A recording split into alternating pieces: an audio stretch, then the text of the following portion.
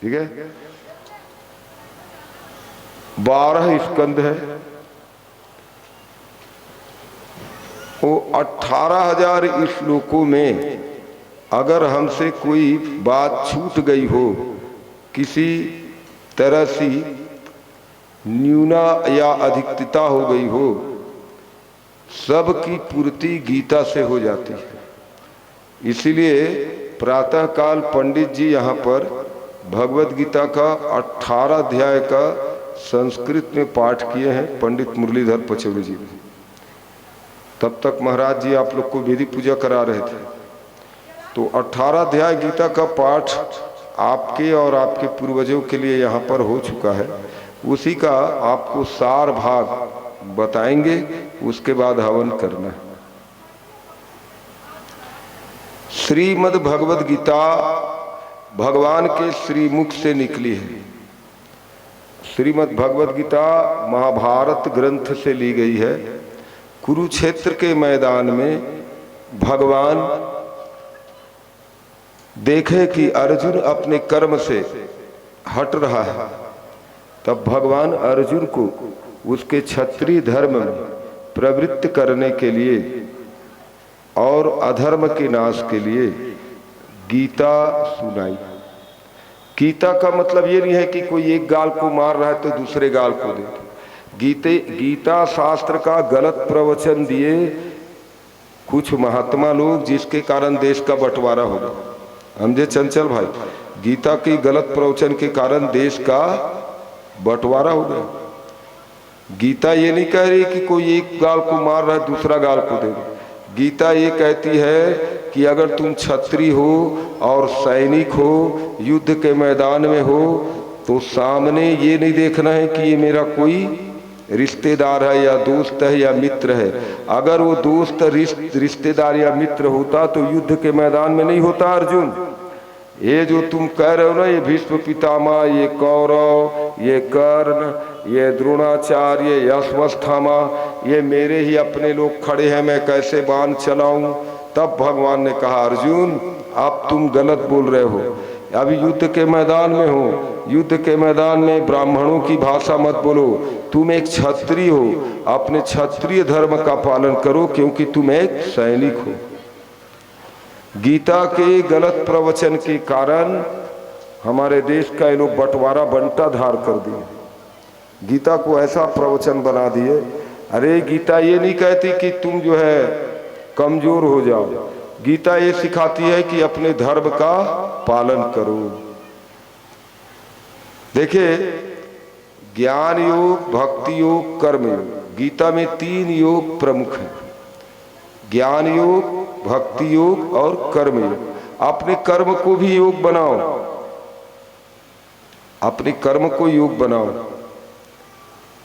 अर्थात कर्म योग कैसे बनेगा? फल की बिना इच्छा से, फल की इच्छा से कर्म करेंगे तो कर्म योगी नहीं बन पाएंगे। निष्काम भाव से कोई भी कर्म अगर हम करें जीवन में तो हम कर्म योगी बनेंगे। ज्ञान योग, ज्ञान योग किसे कहते हैं? ज्ञान का सही उपयोग।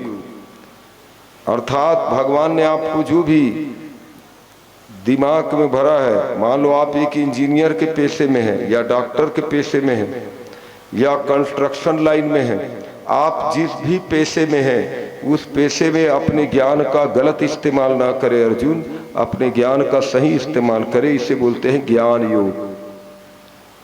भक्ति योग अर्थात आप भगवान की किसी भी एक रूप से प्रेम करते हैं और उसी में सब चराचर जगत में ईश्वर के अनंत रूपों को देखते हैं, इसे बोलते हैं भक्ति योग। तो गीता हमें ये सिखाती है कि हम चोरी, व्यभिचार, डकैती इत्यादि से दूर रहें। मन, वचन, कर्म से किसी भी प्राणी का किसी भी प्रकार से हमसे हिंसा ना हो, अपराध ना बने। और शास्त्र विरुद्ध नीच कर्मों का मन, वाणी और शरीर से हमेशा के लिए त्याग कर दें। कर्म कैसे करे? जो शास्त्र कहता है वही कर्म है, और जो शास्त्र मना करता है वह कर्म नहीं करना है। तो गीता से, ये जो भगवत गीता है, ये हमें ये सिखा रही है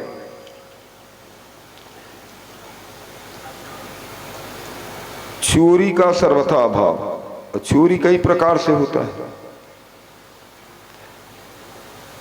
सिर्फ किसी वस्तु को चोरी करने ला चोरी नहीं कहते, किसी की निंदा ना करना, और तृष्णा का सर्वथा त्याग, किसी भी प्रकार की जीवन में लालसा ना हो, मन को हमेशा वश में रखना है, क्योंकि मन के कारण ही कोई भाई बना है, कोई दाई बना है, कोई माई बना है। तो कुल मिला के हमें गीता ये सिखाती है कि हम मनुष्य जीवन में हैं, अपने मनुष्य जीवन में हैं हम लोग। मनुष्य जीवन में, अपने इस जीवन में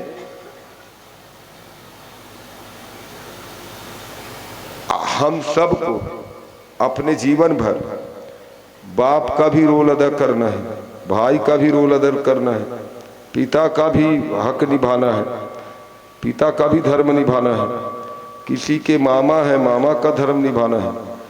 तो समय समय पर मनुष्य जीवन पाने के बाद मनुष्य को अपना अलग अलग धर्म निभाना पड़ता है। तो उन धर्मों को हम सही ढंग से अगर निभा लिए, अर्थात उन कर्मों को हम सही ढंग से कर लिए, तो मन वचन कर्म से हमसे किसी भी प्रकार की कोई गलती नहीं होगी। बोलो वृंदावन बिहारी लाल की। आप लोगों ने भागवत कथा सुनी। भागवत कथा से हमें ये शिक्षा मिलती है कि हम अपने घर में 3 माहौल बनाए। वही गीता में भी है, उसी को हम ऐड करके बता रहे हैं। 3 माहौल आज से घर में बनाना है।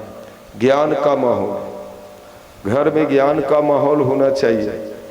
हाँ, मैं ज़्यादा जानती हूँ या मैं ज़्यादा जानता हूँ, ये भावना घर में नहीं होना चाहिए। मैं जितना जानता हूँ उतना तुमको भी जानना जरूरी है।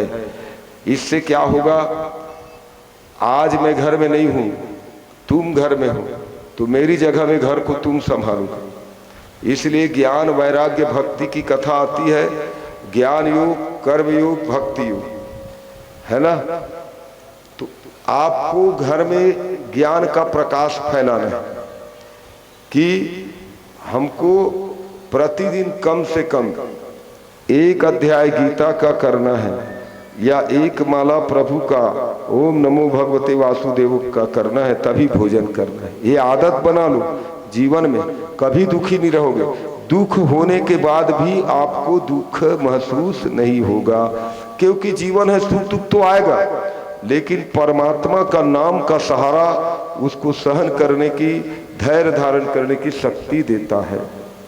तो राम जी आए, तो राम जी के जीवन में भी आए। कृष्ण के जीवन में तो पूरा जन्म से लेके जब तक भगवान थे तब तक दुखों का पहाड़ आता रहा। खुद जेल से बाहर हो गए और माँ बाप जेल के अंदर है।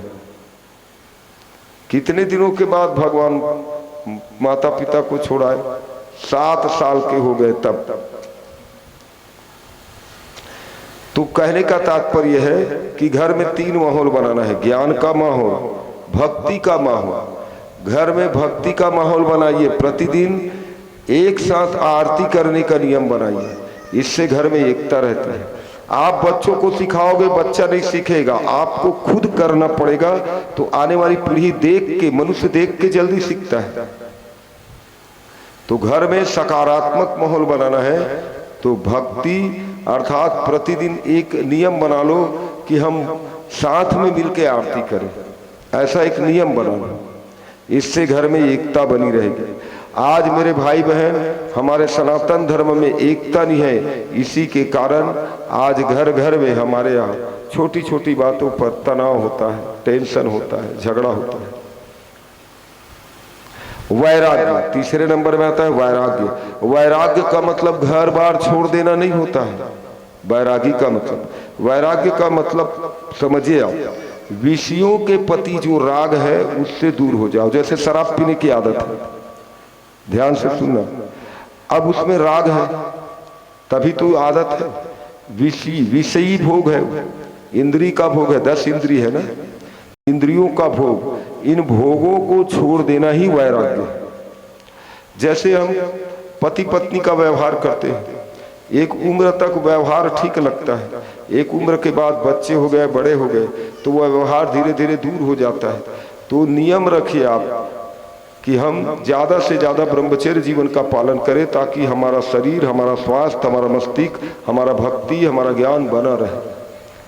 हाँ, तो व्यवहारिक दुनिया में आप विषयों के गुलाम मत बनो, विषयों से दूर रहो, इसे बोलते हैं वैराग्य।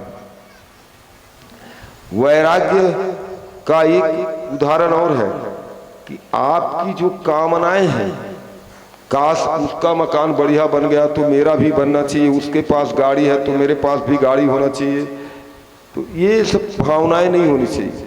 क्यों? आपके प्रारब्ध में जो लिखा है उसको कोई नहीं मिटा सकता, वो मिल के रहेगा। इसलिए गीता हमें ये सिखाती है, संतुष्टः सततम योगी यत आत्मः दृढ़ निश्चयः। अर्जुन, जो है उसी में संतुष्ट रहो, वही योगी है। अर्थात इस संसार में भगवान बोलते हैं, ददामि बुद्धि योगम तेर माम उपयांति दे, जो मुझे भजता है मैं उसे बुद्धि योगी बना देता हूँ। अर्थात कहने का तात्पर्य है कि आपको जो कुछ मिला है वो पर्याप्त है, और जो नहीं मिला है उसका कोई गम नहीं। ऐसा मान के जियो, जीवन सुखी रहोगे। जो मिला है वो कम नहीं है नहीं, इसलिए काहे चिंता कर। सब चीज तो दिया है ना भगवान, 2 आंख दिया, कान दिया, शरीर दिया, मनुष्य शरीर दिया है ना। अभी बढ़िया देखो, दुर्गा मैया के अभी आप लोग दर्शन करने गए थे जमारा का। ये दर्शन कौन लोग करते हैं मालूम है? भाग्यशाली लोग, देवता लोग तरसते हैं।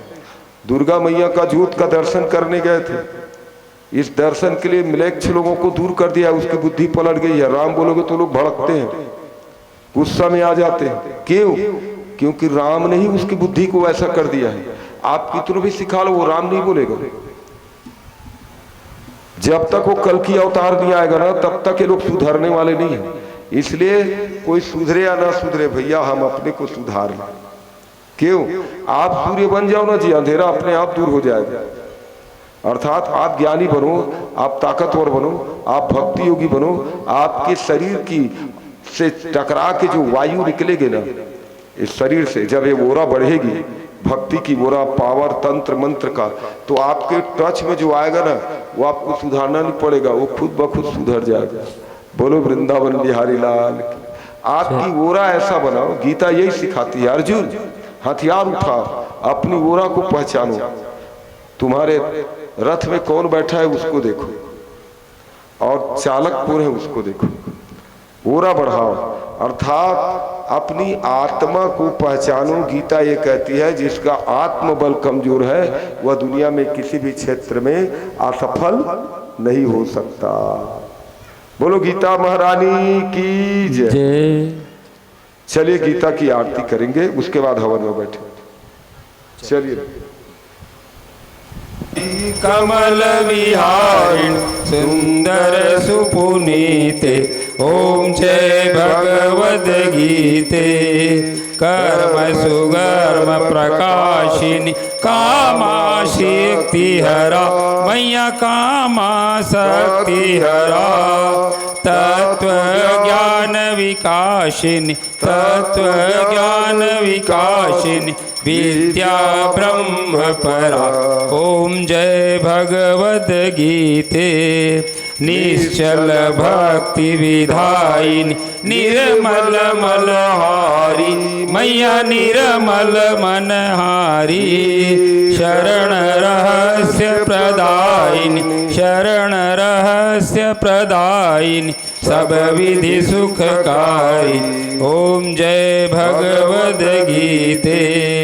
राग द्वेष विदारिणी कारिणी मोद सदा मैया कारिणी मोद सदा भव भय हारिणी तारिणी भव भय हारिणी तारिणी परमानंद प्रदा ओम जय भगवद गीते आसुर भाव विनाशिनी नासिनी तमरजनी मैया रासिनी तमरजनी देवी सद्गुणदायिनी देवी सद्गुणदायिनी हरि रसिका सजनी ओम जय भगवद गीते समता त्याग सिखावनी हरि मुख की वाणी मैया हरि मुख की वाणी सकल शास्त्र की स्वामिनी सकल शास्त्र की स्वामिनी श्रुतियों की रानी